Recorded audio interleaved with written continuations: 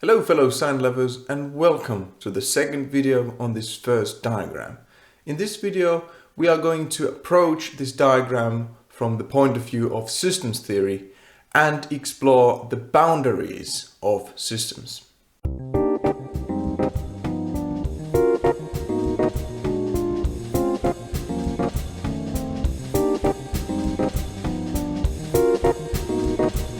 Now before we start today's video, I want to clarify something that I said in the previous video.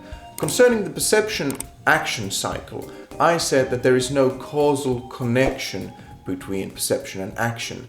That is a bit false. What I meant to say that it is not the case that we first perceive and then act. But the word I was looking for was circular causation.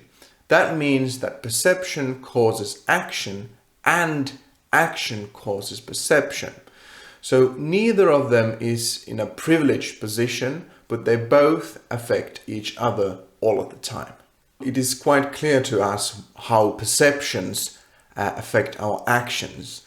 For example, if you see a car speeding towards you, that's a perception. Your immediate action is to go away from that car, to step away from the street, for example. But the way how actions affect our perceptions is a bit more nuanced. We could nevertheless say that you perceive the world dependent on what you are doing. Consider this example.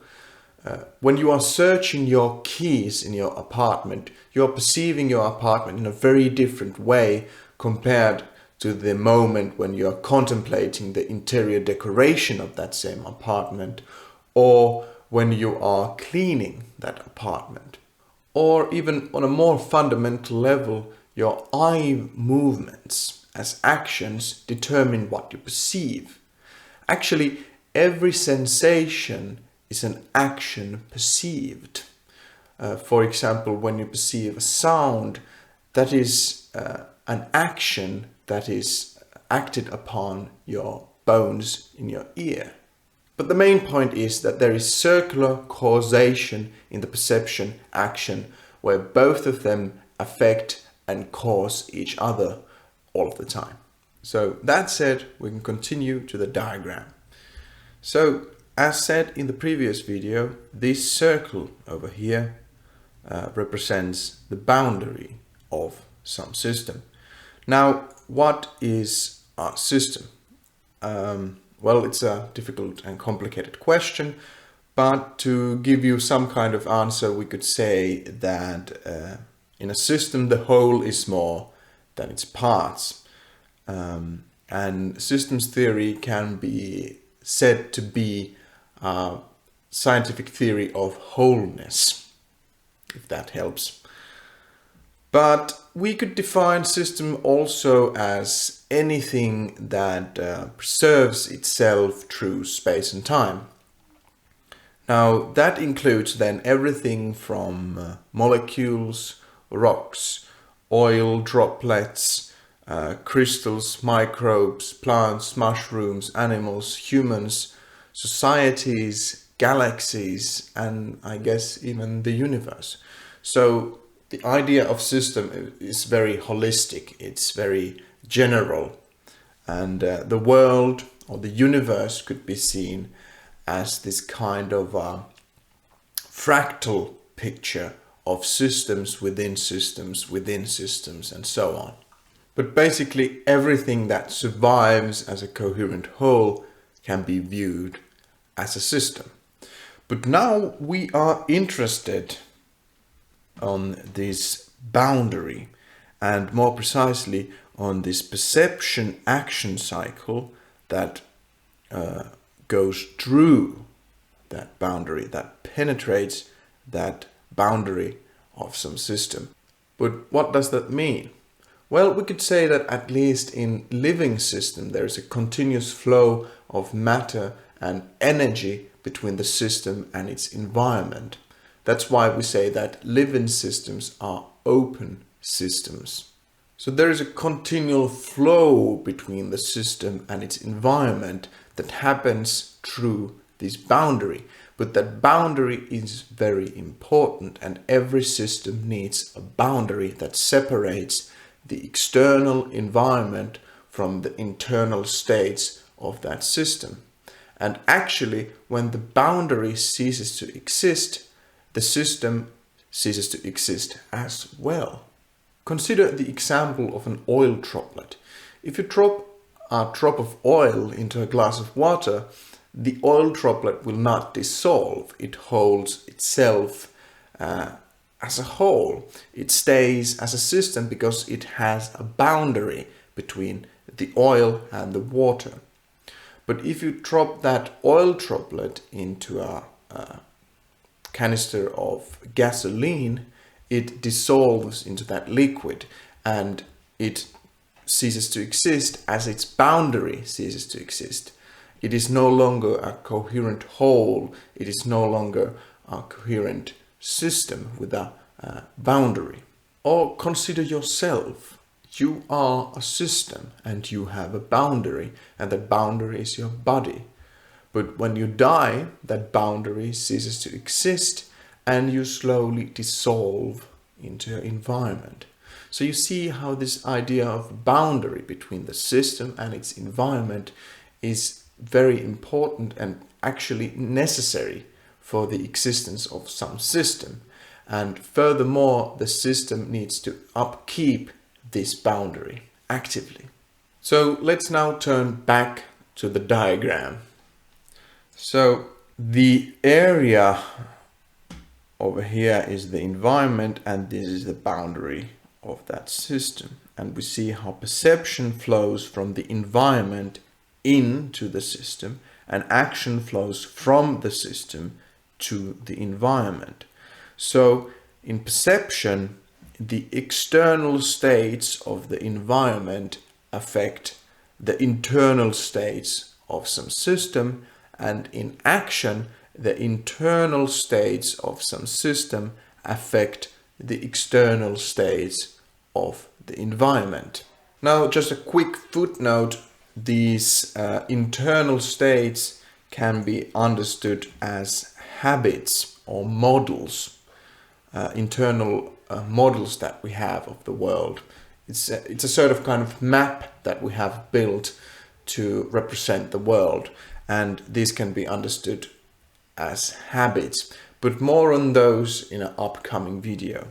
We're now interested more on this perception action cycle. But we are now in a great danger because I used the word internal and external. And those words can lead very easily into a dualistic Cartesian thinking. So let me elaborate a bit. So this Cartesian model of the mind says that every experience, perception and idea is completely internal in our minds. So to put this idea into this diagram, here is the boundary of some system, and according to the Cartesian model of the mind, our perceptions, experiences and ideas are inside our system. They are completely internal, that is separate from the external environment, and this leads into huge problems. If our experience is internal to our minds, there is no connection to the external environment, and this leads to the problem of the external world, or the matrix problem, which is how do we know that we experience something real? How do we know that we are not just a brain in a vat experiencing ourselves? How do we know that there is a world out there? I have made a video about this, so check that out if you haven't. But to go back to the diagram, you can see how the arrows of perception and action go through that boundary. That means that we perceive something and we act on or act upon something. And this is the element of secondness in our experience, something that Peirce found to be very important, crucially important. It is the idea that there is an element of forcefulness that enters our mind, that we are not imagining everything, but there's a forcefulness in our experience that we cannot help but to perceive certain things. We cannot help but to hear loud sounds, or we cannot help but to see that that thing is over there. It doesn't go away even if I wish it would go away. It is the cruel joke of life, so to say. So don't think that these systems are separated, completely separated from the environment and form these kinds of separate worlds where we live in. You're not separate from your environment. You don't experience just your mind, but you experience the environment. So that is why we should think about perception as being something that goes through that boundary, something that connects us with our environment.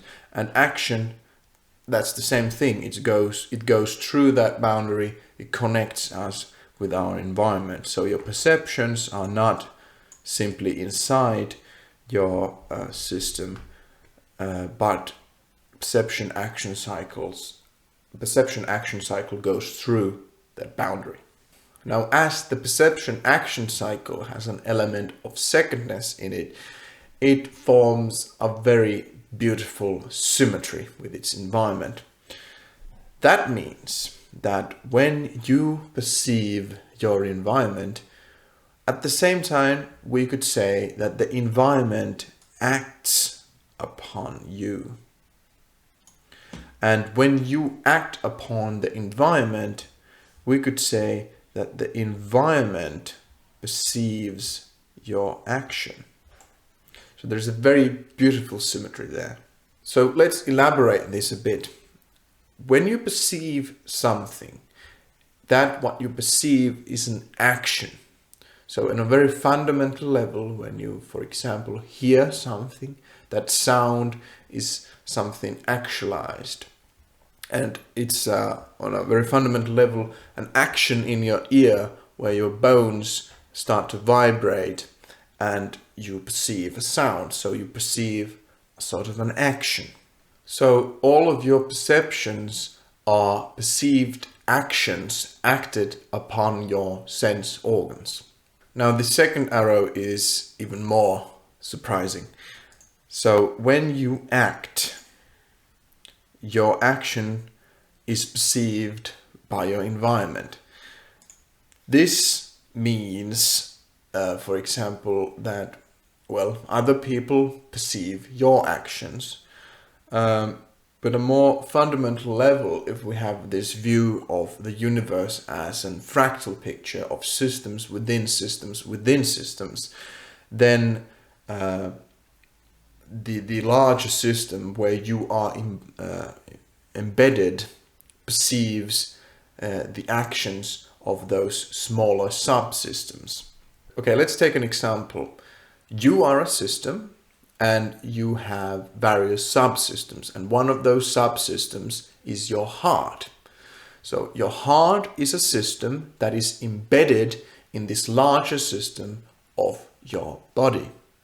Now, when your heart acts or upon its environment, and that environment is your body, you as the environment can perceive those actions of that subsystem. You can perceive your heart pounding. So that is all that this means. When a system acts, the environment perceives those actions of that system. Or we can take a bit more challenging example. You are a system, but the society is also a system. So you are a subsystem of the societal system.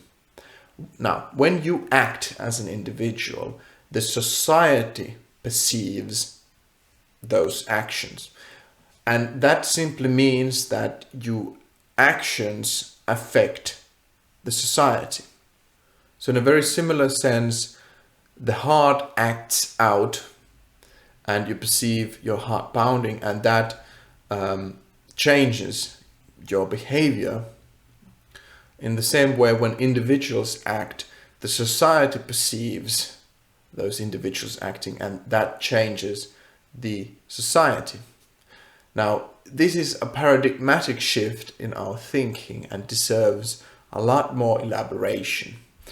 But you can see how simply through this diagram we can derive these very big ideas and very challenging ideas on our being and our role in the world. So, to wrap things up, in this video we talk about the boundaries of systems, which is represented by this circle over here. And we discussed how this boundary is very important, it's actually necessary for the system to exist. However, I also wanted to show you how this does not mean that systems are completely separated from their environment, but how this perception-action cycle continuously connects us with our environment. Furthermore, we went through how this perception-action cycle can be turned around, bringing forth this Copernican Revolution that I discussed in the introductional video on this series. And this is something I really want to emphasize, that we have an embodied cognition, that our mind is not in this kind of a container separated from the world, which produces a whole lot of problems between the connection of mind and the world, and how we can be sure that what we experience is the real, and so on and so forth. What I want to emphasize, that we have an embodied cognition that is in a continuous relationship with its environment through this perception-action cycle. But as you can see, a lot of threads are emerging in this discussion. There's a lot of things to go and elaborate, so we will leave those things to upcoming videos. But thank you for your time. Hopefully you enjoyed this video, and if you haven't subscribed, please subscribe and share this video with your friends. That really helps this channel to grow. And good sign hunting.